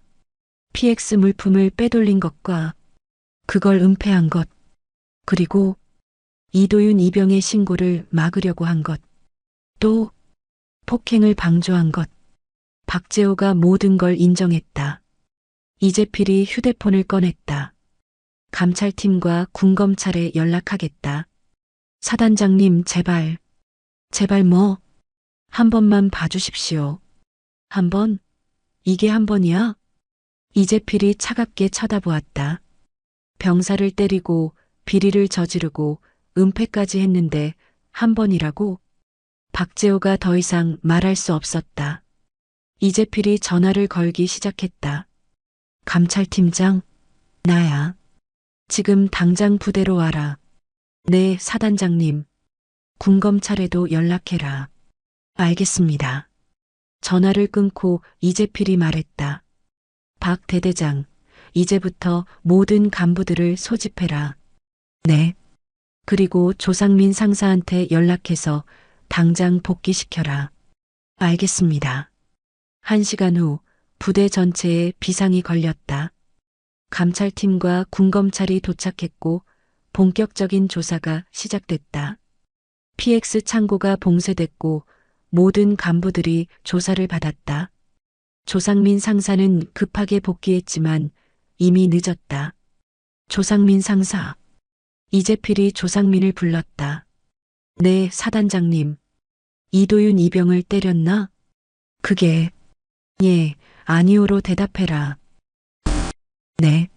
왜? PX 물건을 신고한다고 해서. 그래서 때렸다? 죄송합니다. 어떻게 때렸나? 조상민이 대답하지 못했다. 이병, 어떻게 맞았는지 말해봐. 이도윤이 떨리는 목소리로 말했다. 주먹으로 얼굴과 배를. 몇 번? 정확히는 모르겠지만 한 10번 정도. 이재필의 얼굴이 굳어졌다. 조상민 상사 현행범으로 체포한다. 사단장님, 조상민이 무릎을 꿇었다. 제발 한 번만. 한 번? 10번 때려놓고 한 번이라고? 군검찰이 조상민에게 수갑을 채웠다. 박재호 대대장도 함께 연행됐다. 부대 전체가 술렁였다. 한 번에 대대장과 상사가 체포된 것이었다. 이재필이 모든 간부들을 소집했다. 오늘 일을 잘 봤을 것이다. 간부들이 숨을 죽이고 들었다. 앞으로 이런 일이 또 생기면 가차없이 처벌하겠다. 네. 특히 가혹행위는 절대 용납하지 않는다. 네. PX 운영도 투명하게 할 것이고 모든 장부는 공개하겠다. 윤하영 중위가 손을 들었다. 사단장님, 말해봐.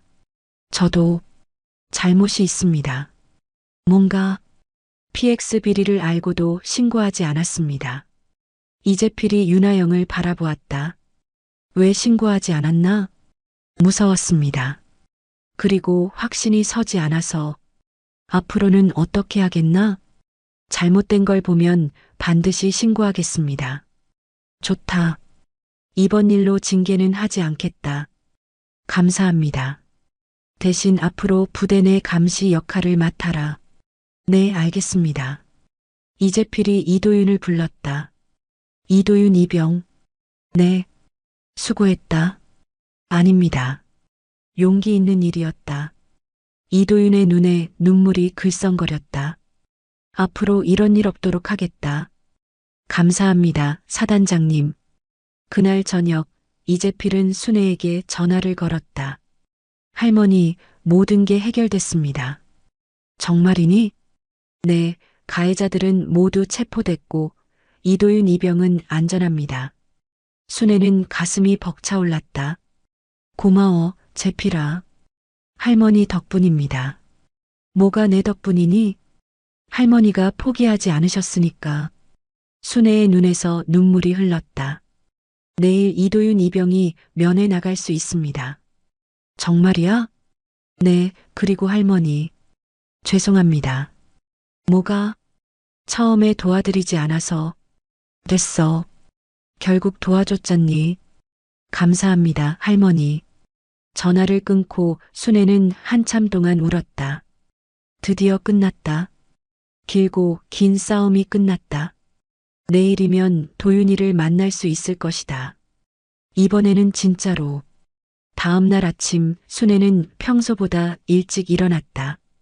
마음이 가벼웠다.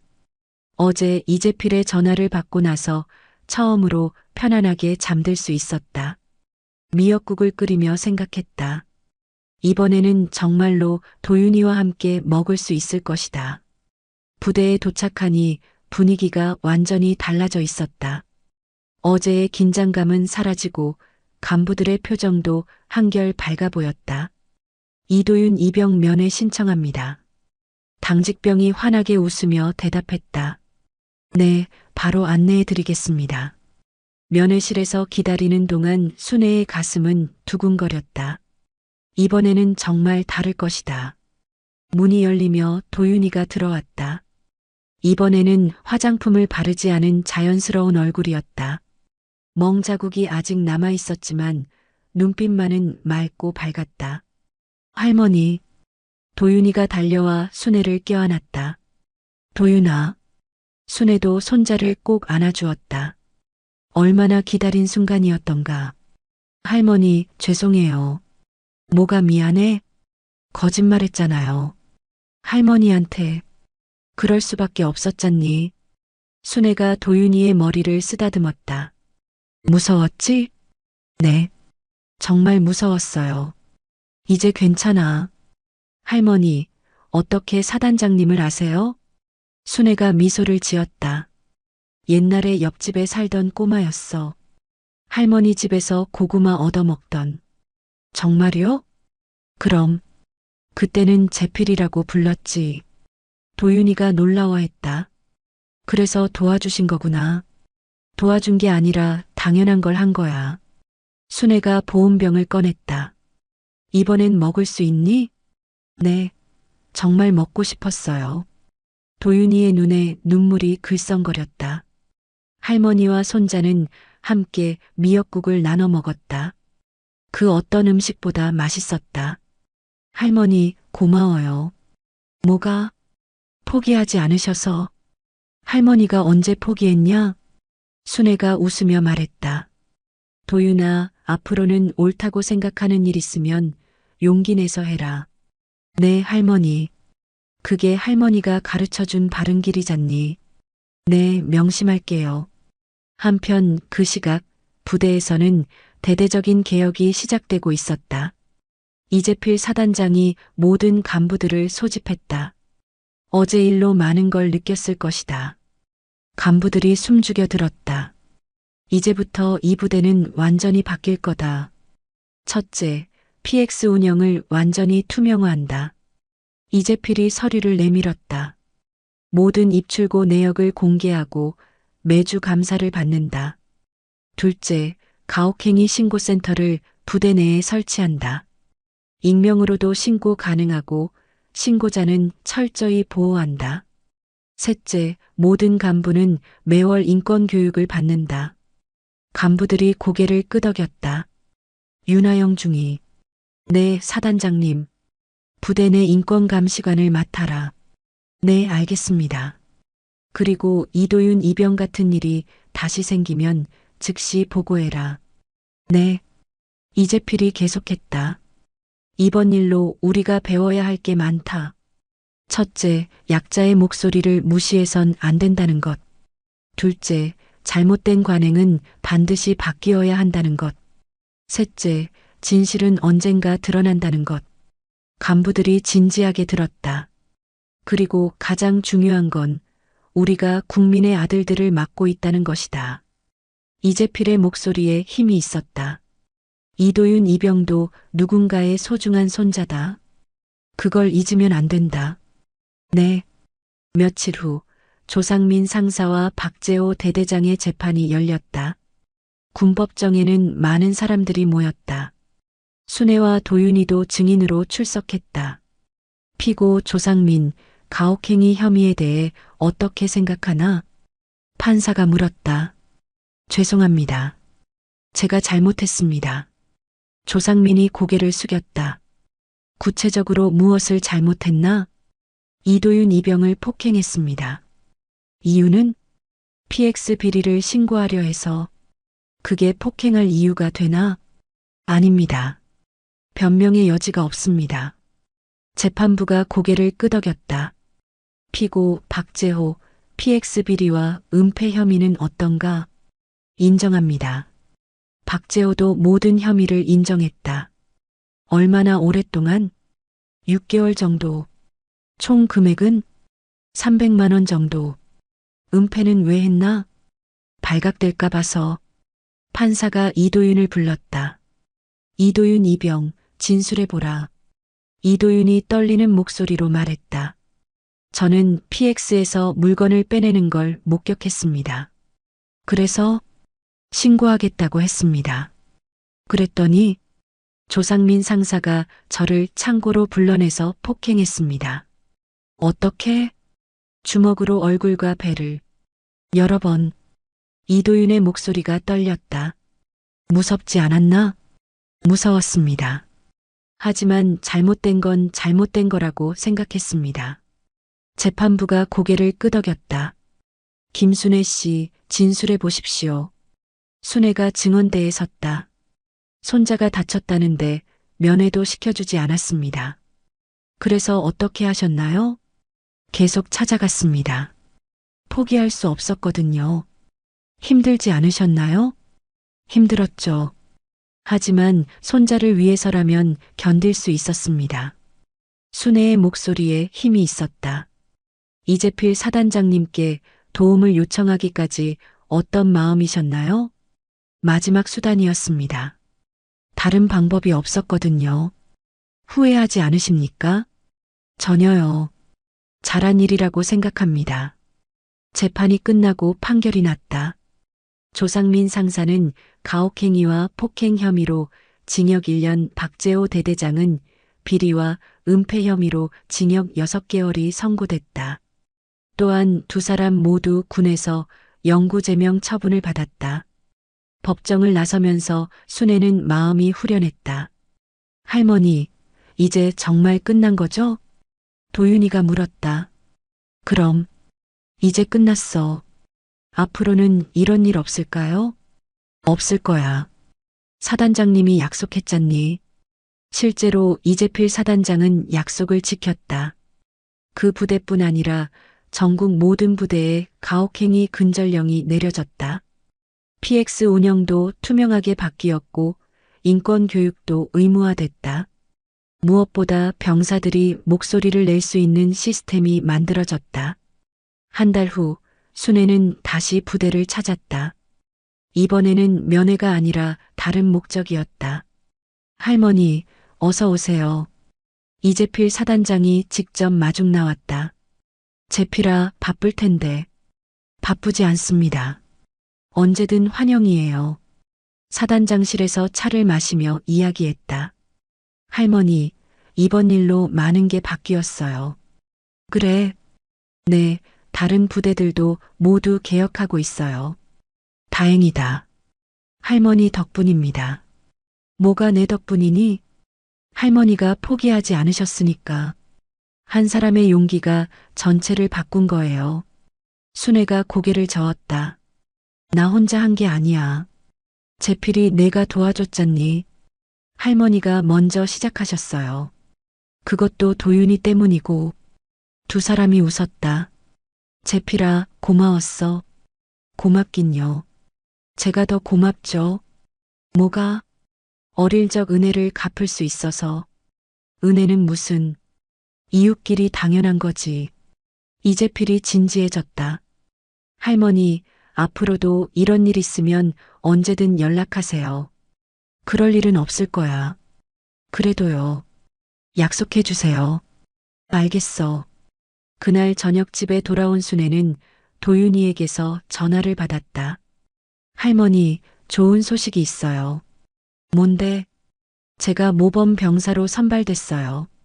정말이야? 네. 사단장님이 직접 추천해 주셨대요. 순애는 가슴이 뿌듯했다. 우리 도윤이 대견하다. 할머니 덕분이에요. 내가 용기 있게 행동했으니까. 할머니 사랑해요. 할머니도 사랑해.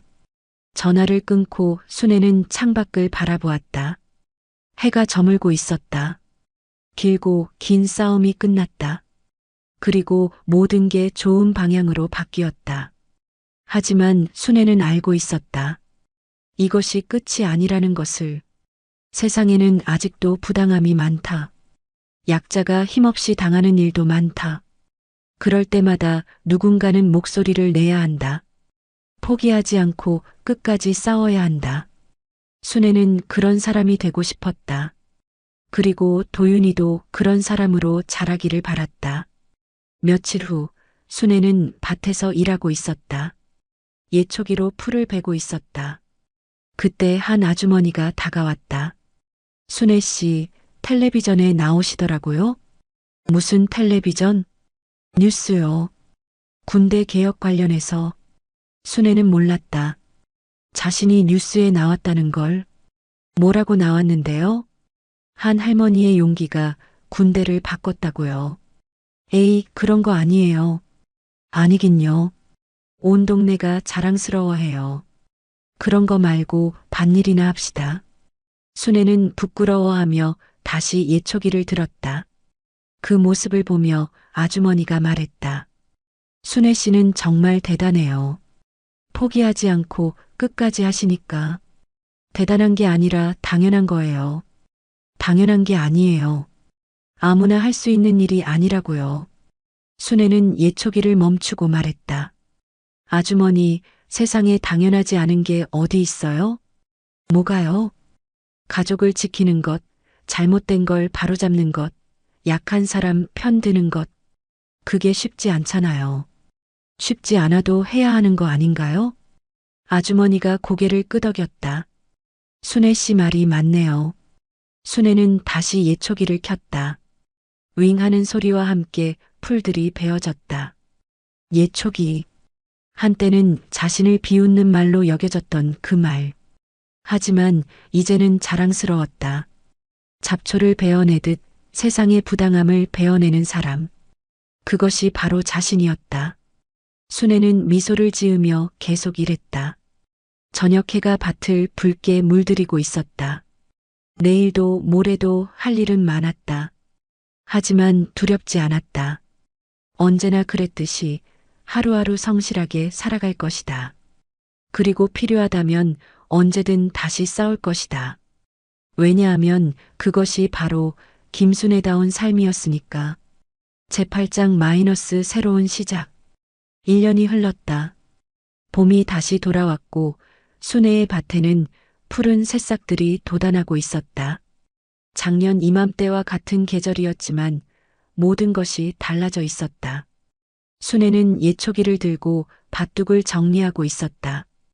윙 하는 소리와 함께 잡초들이 깔끔하게 베어졌다. 이제는 이 소리가 자랑스러웠다. 할머니. 멀리서 누군가 부르는 소리가 들렸다.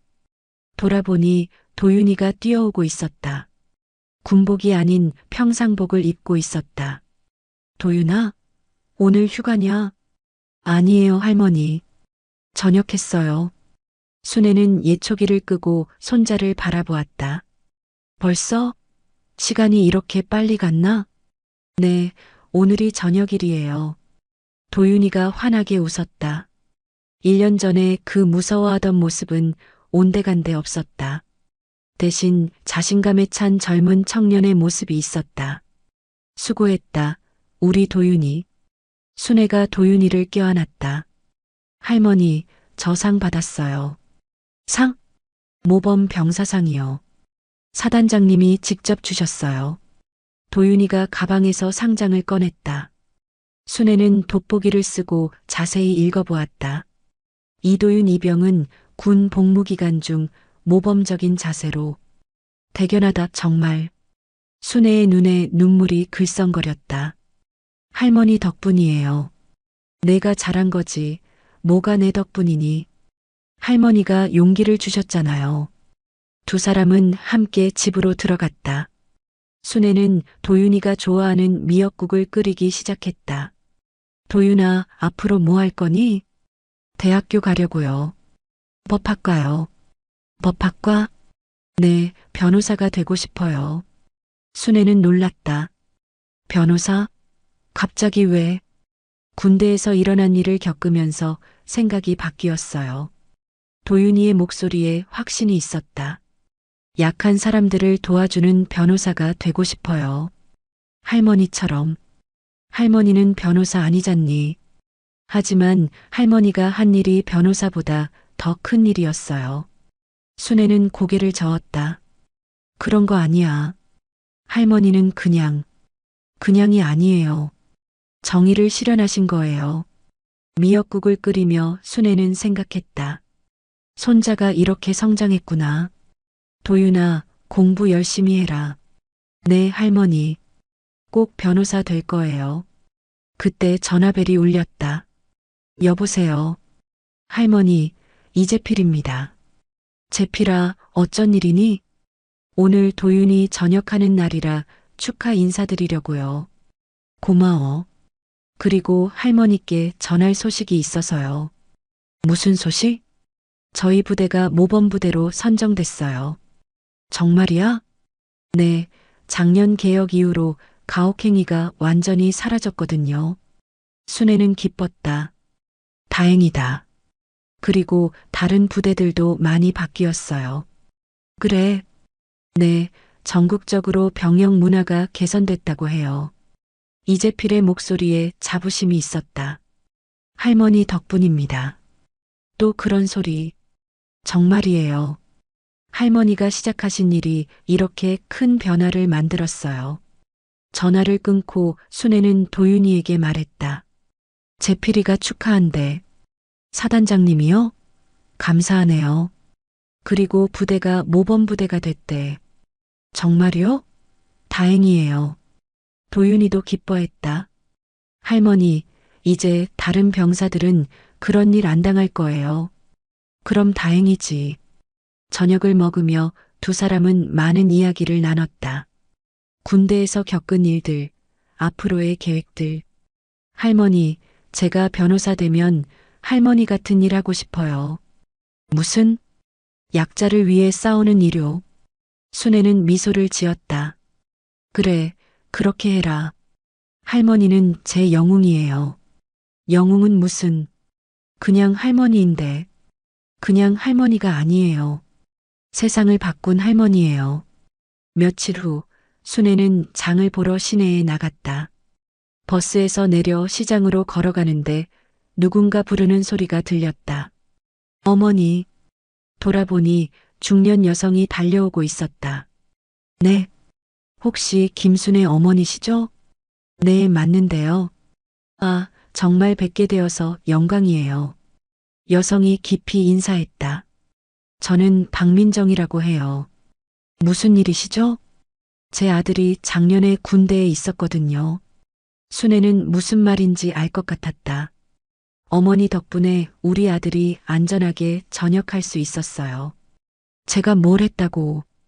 어머니가 용기 내서 싸우셨잖아요. 그래서 군대가 바뀌었고, 박민정의 눈에 눈물이 글썽거렸다. 정말 감사해요. 어머니 같은 분이 계셔서. 그런 거 아니에요. 아니에요. 저희 같은 어머니들이 다 고마워하고 있어요. 순애는 부끄러워했다. 그냥 당연한 일 했을 뿐이에요. 당연한 일이 아니에요. 아무나 할 수 있는 게 아니라고요. 박민정이 계속 감사 인사를 했다. 어머니, 혹시 시간 되시면 차라도 한 잔. 됐어요. 장 봐야 해서. 순애는 서둘러 자리를 떴다. 이런 관심이 부담스러웠다. 하지만 마음 한쪽으로는 뿌듯했다.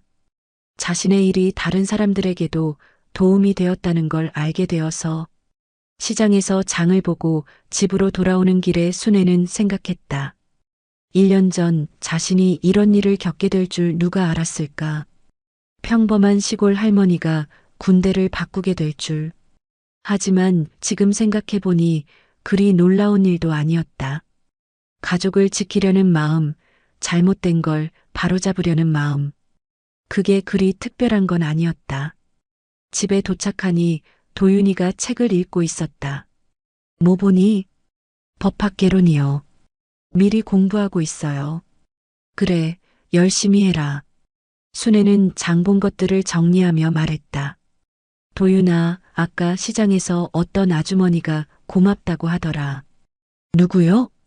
자기 아들도 군대에 있었는데 내가 한 일 때문에 안전하게 전역했대. 할머니가 한 일이 정말 큰 영향을 미쳤나 봐요. 그런가? 당연하죠. 할머니 한 분의 용기가 수많은 병사들을 구한 거예요. 순애는 고개를 저었다. 너무 과장하는 것 같다. 과장이 아니에요. 사실이라고요. 그날 저녁 순애는 밭에 나가 일했다. 해가 지기 전에 물을 주고 싶었다. 예초기로 잡초를 베어내며 생각했다. 1년 전 이맘때도 이렇게 일했었다. 그때는 몰랐다. 자신에게 이런 일이 생길 줄. 하지만 후회는 없었다. 오히려 자랑스러웠다. 옳다고 생각하는 일을 했고 좋은 결과가 나왔다. 도윤이도 건강하게 전역했고 변호사가 되겠다는 꿈도 생겼다. 무엇보다 당당하게 살 수 있게 되었다. 해가 저물어 가고 있었다. 순애는 예초기를 끄고 하늘을 바라보았다. 붉은 노을이 아름다웠다. 그때 휴대폰이 울렸다. 도윤이가 사준 것이었다. 할머니, 저 도윤이에요. 응, 뭐야? 대학교 합격 통지서 왔어요. 정말이야? 네, 법학과 합격했어요. 순애는 기뻤다. 축하한다. 우리 도윤이. 할머니 덕분이에요. 내가 열심히 해서 그런 거지. 할머니, 저 꼭 훌륭한 변호사 될게요. 그래, 믿는다. 그래서 할머니처럼 정의로운 일 하고 싶어요. 좋은 마음이다. 전화를 끊고 순애는 다시 하늘을 바라보았다. 별들이 하나둘 떠오르고 있었다. 1년 전 이맘때도 이렇게 별을 봤었다. 그때는 걱정이 많았다. 도윤이 걱정, 앞으로 어떻게 될지 모르는 불안감. 하지만 지금은 마음이 평온했다. 해야 할 일을 다 했다는 만족감, 그리고 앞으로도 당당하게 살 수 있다는 자신감. 집으로 들어가며 순애는 생각했다. 내일도 할 일이 많다. 밭도 돌봐야 하고 도윤이 대학 준비도 도와야 하고. 하지만 두렵지 않았다. 언제나 그랬듯이 하루하루 성실하게 살아갈 것이다. 그리고 필요하다면 언제든 다시 싸울 준비가 되어 있었다. 자신을 위해서가 아니라 옳은 일을 위해서. 왜냐하면 그것이 바로 김순애다운 삶이었으니까. 거실에 들어서니 벽에 걸린 도윤이의 저녁 사진이 눈에 들어왔다. 환하게 웃고 있는 모습이 자랑스러웠다. 그 옆에는 1년 전 신문 기사가 액자에 걸려 있었다. 한 할머니의 용기, 군대를 바꾸다라는 제목이었다. 순애는 그 기사를 다시 읽지 않았다. 이미 충분히 많이 읽었다. 그보다는 내일 할 일을 생각하는 게 나았다. 예촉이 나를 갈아야 했다. 오래 써서 무뎌졌다. 새날을 끼우면 더 잘 베어질 것이다. 순애는 미소를 지으며 방으로 들어갔다. 내일은 또 새로운 하루가 시작될 것이다. 그리고 그 새로운 하루를 언제나처럼 당당하고 성실하게 살아갈 것이다. 여러분은 이 이야기를 들으면서 어떤 생각이 드셨나요? 혹시 주변에 김순애 할머니 같은 분이 계신가요? 아니면 여러분 자신이 그런 용기를 내본 적이 있으신가요? 작은 목소리가 큰 변화를 만들어낼 수 있다는 것, 포기하지 않는 마음이 세상을 바꿀 수 있다는 것을 이 이야기를 통해 느끼셨기를 바랍니다. 여러분의 경험담이나 생각을 댓글로 남겨주시면 감사하겠습니다. 그리고 혹시 들려주고 싶은 사연이 있으시다면 언제든 보내주세요. 여러분의 이야기를 기다리고 있겠습니다. 감사합니다.